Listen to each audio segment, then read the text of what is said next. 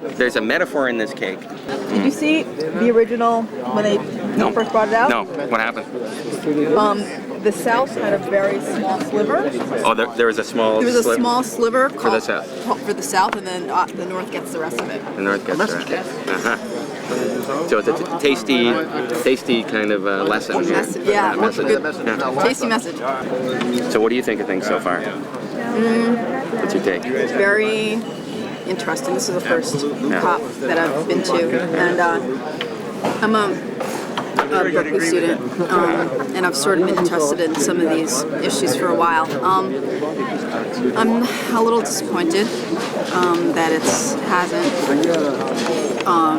negotiations haven't gone further, and that a lot of environmental standards seem to have been lost from the text, and the fact that sinks haven't really been pushed, like the good aspects of sinks, which conservation I think is the most important. That should be the priority. Energy conservation. No. Conservation of forests. And regeneration of degraded lands. Instead, it seems to be pro plantations, which is so that shouldn't be the focus of it at all. And if plantations are the only thing that we have, if that's the only option, then I wouldn't be interested in it at all. So like chop down the old growth forests and then plant plantations. That's a mistake. Yeah, and if that's what's on the table, then it's not interesting. Seems like that's what's on the table. I know, it's a problem. Yeah. So I don't know. So we'll see what happens, I guess, at the end. On Friday. I don't think that much is going to change.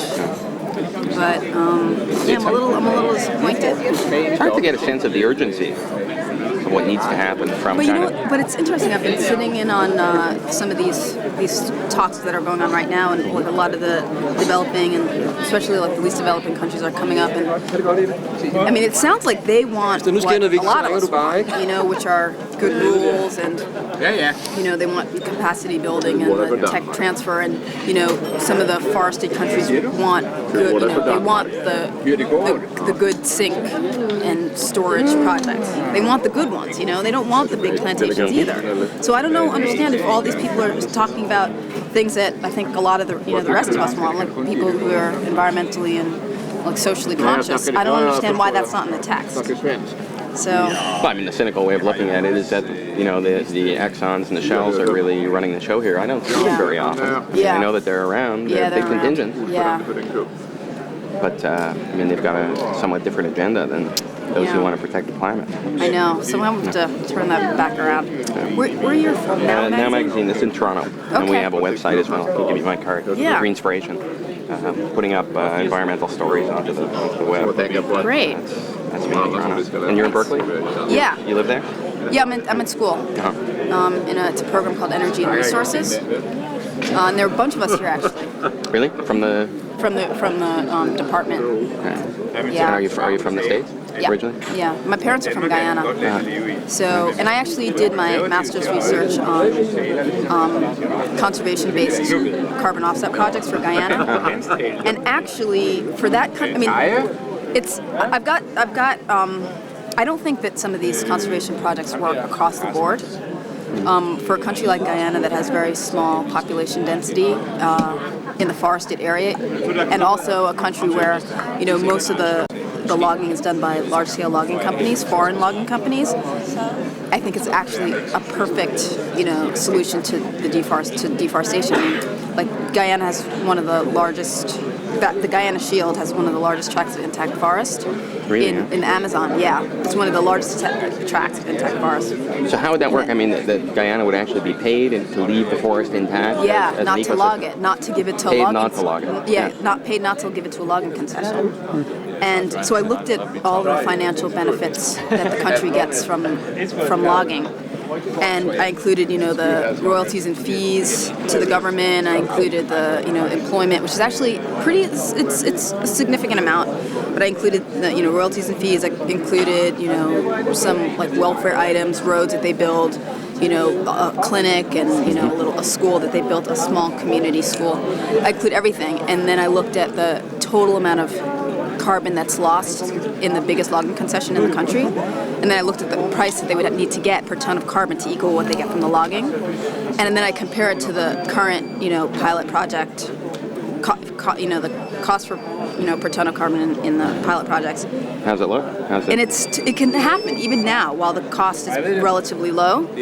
Guyana can make exactly what they're getting from the logging and keep it intact, and they can still do the non-timber forest products. They can invest in ecotourism, and they've got incredible forests, and they've got like the Kaieteur Falls, which is I think it's the tallest waterfall in the world. Really? Yeah, and I mean, so are they interested in this kind of alternative? I've given my thesis to one of the heads of the government, and actually I met someone here from CARICOM who was also interested in it, and they thought it was the guy in the government thought it was a really great study, and he's like, this is the kind of research that we've needed, and this is the kind of information we've needed, and we just haven't been able to do it ourselves. I mean, they have so many other priorities.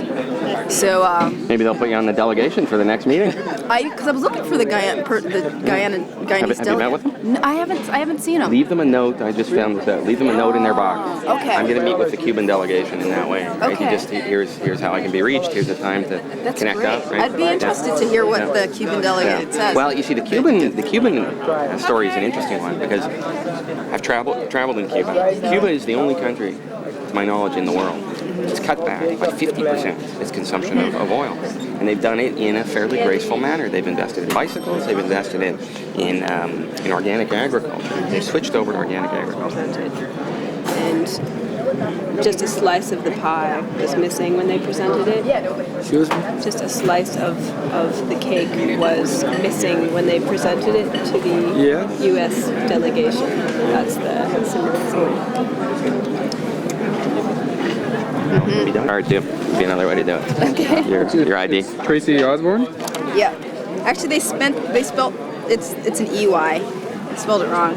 JC. Okay. Oh, there we go. University of California. Yeah, At Berkeley. Mm-hmm. So yeah, you can hold on to that if you're interested. Thank you. Okay, we'll keep.